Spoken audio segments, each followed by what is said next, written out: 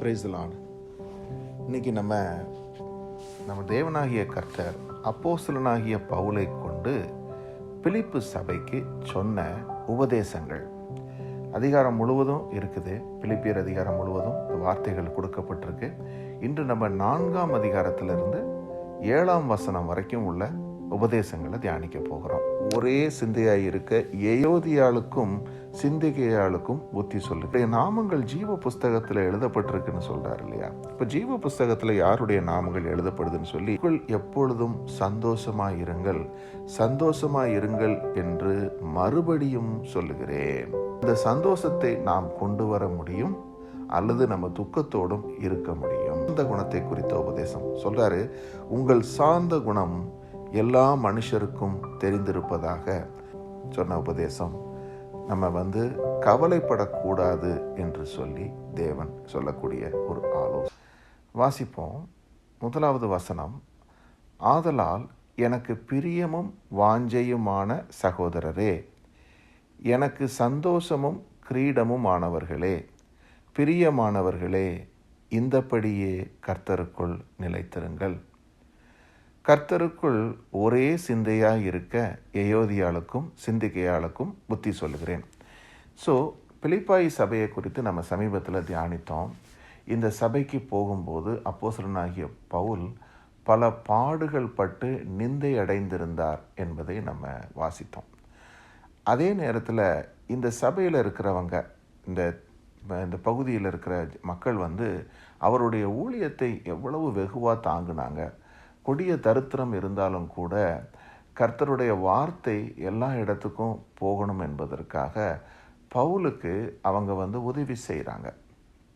So இப்படிப்பட்ட இந்த சபையை குறித்து அவர் சொல்கிறாரு. எனக்கு வாஞ்சையான சகோதரர்கள் நீங்கள், எனக்கு சந்தோஷமும் கிரீடமுமானவங்களாக நீங்கள் இருக்கிறீங்க, எனக்கு ரொம்ப பிரியமானவங்களாக இருக்கிறீங்கன்னு சொல்லிட்டு, நீங்கள் இப்போ இருக்கிறபடியே எப்போதும் கிறிஸ்துவுக்குள்ளே நிலைத்திருங்க அப்படின்னு சொல்லிட்டு இந்த புத்திமதிகளை சொல்ல ஆரம்பிக்கிறார்.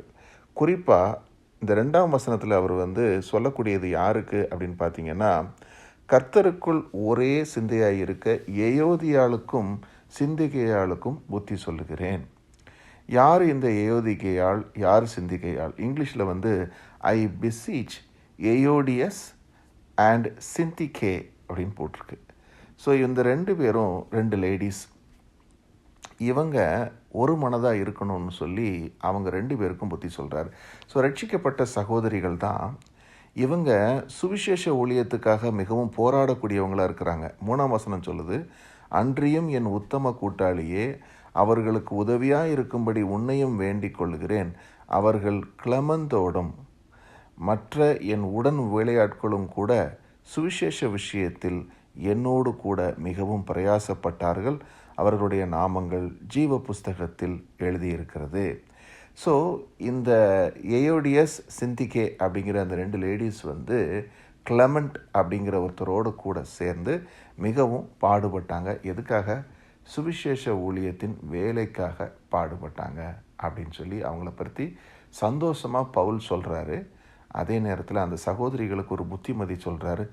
ஏக சிந்தை உள்ளவங்களாக இருங்க, ஒன் மைண்டட்னஸ் உங்களுக்கு வேணும் அப்படின்னு சொல்லி அவங்கள்ட்ட என்ன மிஸ் ஆகுது அப்படிங்கிறத அவர் சொல்கிறார்.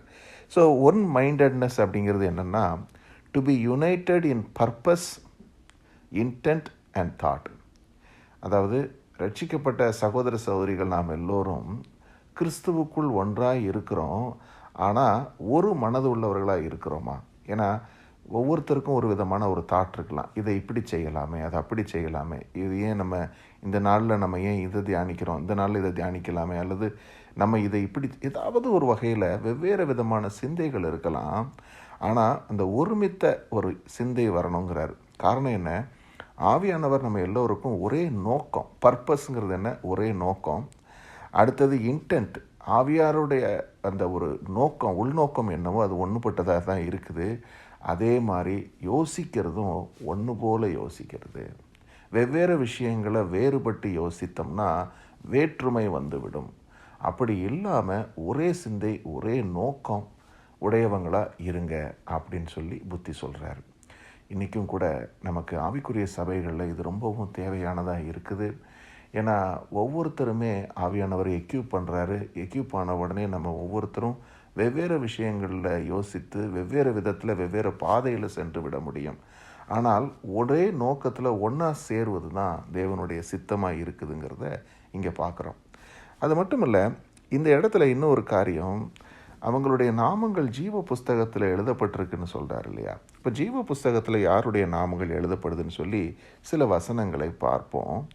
வெளிப்படுத்தல் 13ஆம் அதிகாரத்தில் ஜீவ புஸ்தகத்தை பற்றி சொல்லியிருக்கு.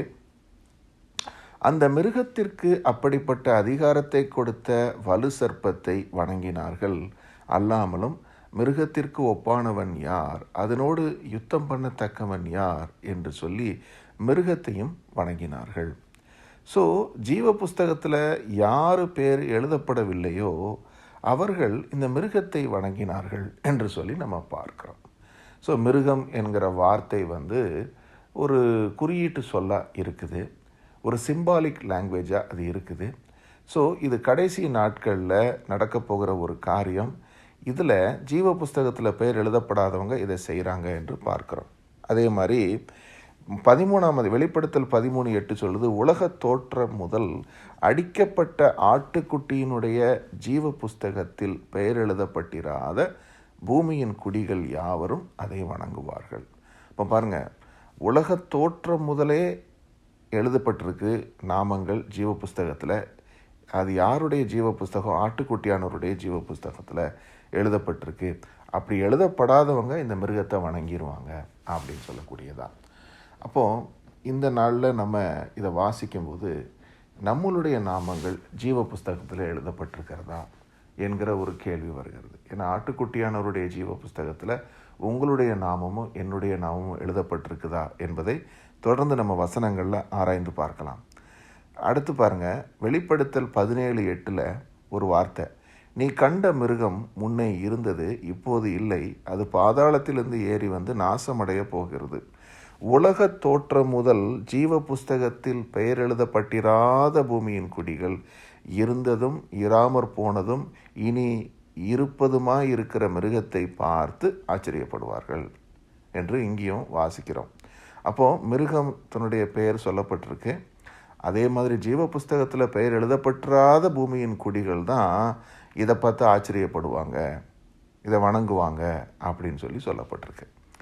இப்போது தேவன் விசுவசிக்கிற அவருடைய பிள்ளைகளை குறித்து என்ன சொல்லுகிறார்? ரோமர் 8 வாசிக்கிறோம், 29-30 வரைக்கும் உள்ள வசனங்கள். தம்முடைய குமாரன் அநேக சகோதரருக்குள்ளே முதற் பேரானவராய் இருக்கும் பொருட்டு தேவன் எவர்களை முன்னறிந்தாரோ அவர்களை தம்முடைய குமாரனுடைய சாயலுக்கு ஒப்பாய் இருக்கிறதற்கு முன்குறித்திருக்கிறார். எவர்களை முன்குறித்தாரோ அவர்களை அழைத்தும் இருக்கிறார். எவர்களை அழைத்தாரோ அவர்களை நீதிமான்களாக்கியும் இருக்கிறார். எவர்களை நீதிமான்களாக்கினாரோ அவர்களை மகிமைப்படுத்தியும் இருக்கிறார். அப்போது நம்ம தேவனாகிய கர்த்தரால் முன் அறியப்பட்டவர்களாக இருக்கிறோம்.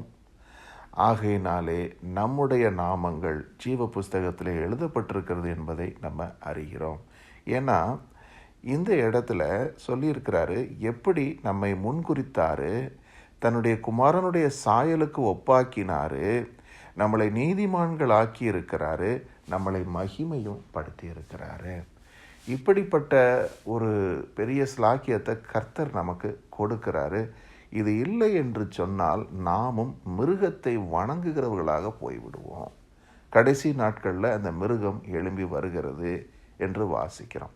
அந்த மிருகம் என்பது இந்த world system of economy and every kind of wealth related stuff, உலகத்துக்கு அடுத்த காரியத்தில் இருக்கிறது தான் இந்த மிருகத்தினுடைய காரியம். அப்போது தங்களுடைய கைகளில் அதனுடைய நாமத்தை தரித்து கொள்கிறவர்கள், நெற்றியில் அதனுடைய நாமத்தை தரித்து கொள்கிறவர்கள் யார்? ஆவியானவருடைய நாமம், அதாவது பரிசுத்த ஆவியானவர் மூலமாக ஆண்டவராக இயேசு கிறிஸ்துவின் நாமம் நமக்கு தரிப்பிக்கப்படுகிறது. அது இல்லாதவர்களுக்கு இப்படிப்பட்ட நிலைமை உண்டாகிறது. சரி, அதே மாதிரி இன்னும் சில வார்த்தைகள் பார்ப்போம். வெளிப்படுத்தல் 21ஆம் அதிகாரத்தில் தேவன் புதிய வானத்தையும் புதிய பூமியையும் உண்டாக்குறாரு. அந்த நேரத்தில் என்ன நடக்குது பாருங்கள். இதோ பின்பு நான் புதிய வானத்தையும் புதிய பூமியையும் கண்டேன். முந்தின வானமும் முந்தின பூமியும் ஒளிந்து போயின, சமுத்திரமும் இல்லாமல் போனது. மேலும் பரலோகத்திலிருந்து உண்டான ஒரு பெருஞ்சத்தத்தை கேட்டேன்.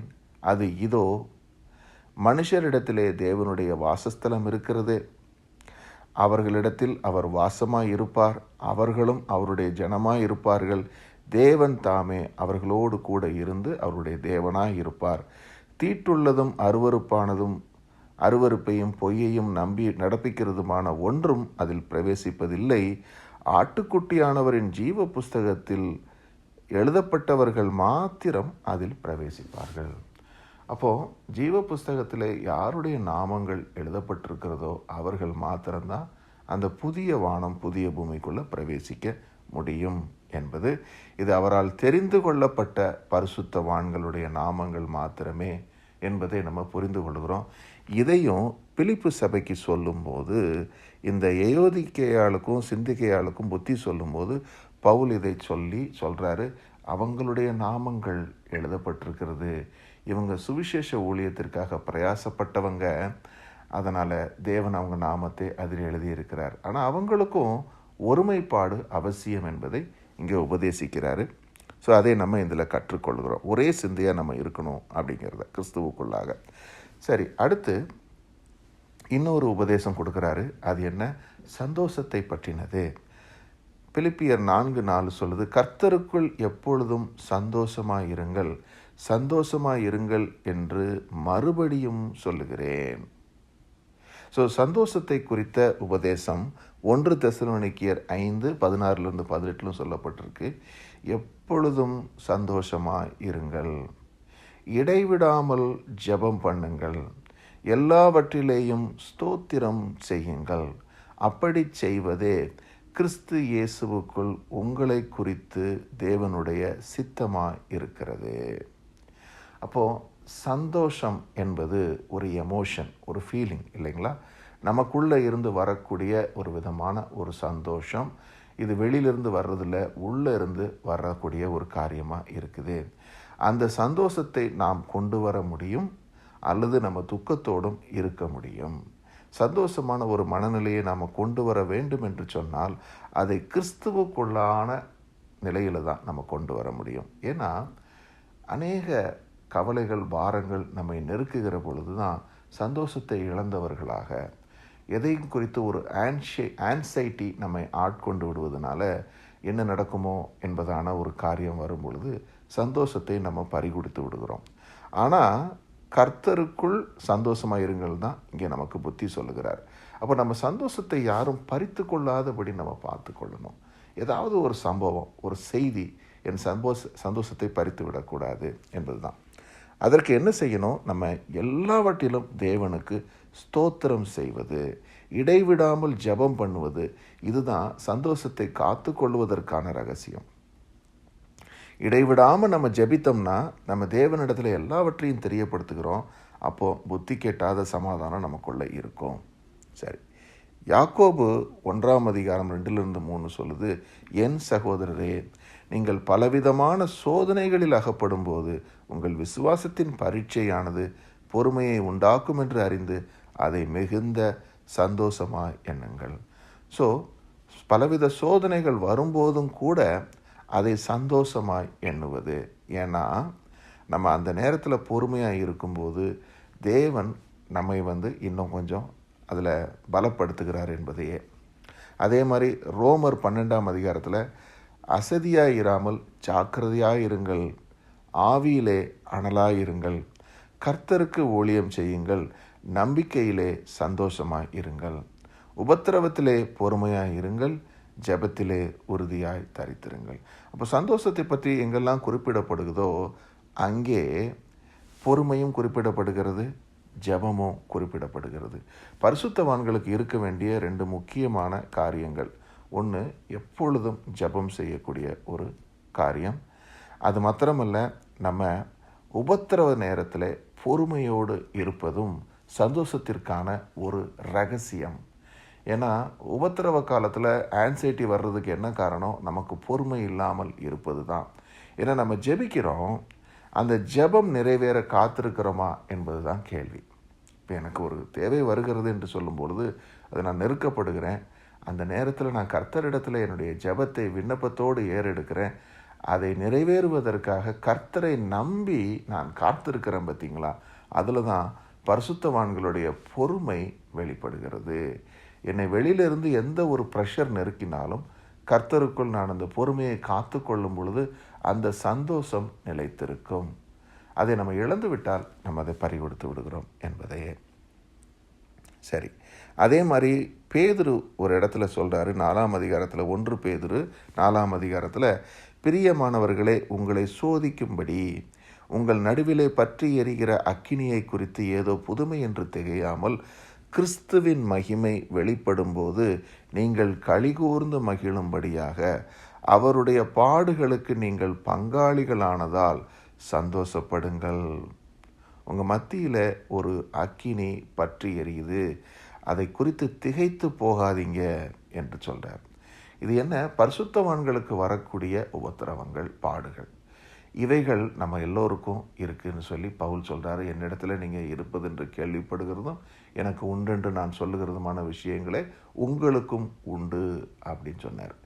அதுக்கு என்ன காரணம்? இயேசு கிறிஸ்துவின் நிமித்தம் பல பாடுகள், நிந்தைகளை அவர் சகித்தார். அதே மாதிரி நாமளும் கிறிஸ்துவின் நிமித்தம் வரக்கூடிய பாடுகள், நிந்தைகளை சகித்து கொள்கிறவர்களாக இருக்கும் பொழுது நமக்கு என்ன உண்டாகுது? இந்த சந்தோஷம் நம்மை விட்டு நீங்காது இருக்கும். ஏன்னா எந்த இடத்துலையும் பவுல் தன்னுடைய ஊழியத்தை குறித்து நான் கஷ்டப்பட்டதுனால நான் வேதனையோடு எழுதுறேன்னு எங்கேயுமே அவர் சொல்லலை. அவர் எல்லா உபத்திரவங்கள்லையும் சந்தோஷமாக அதை எழுது, அதை ஒரு சாட்சியாகத்தான் நமக்கு சொல்கிறாரு.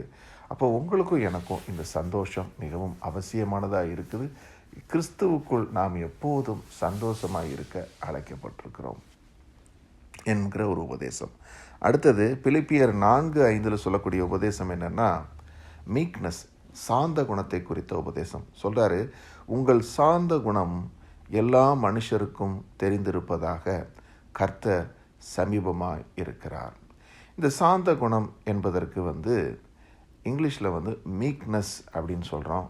இந்த மீக்னஸை எப்படி சொல்லலாம் என்று சொன்னால், it's a quality of being humble, gentle and patient.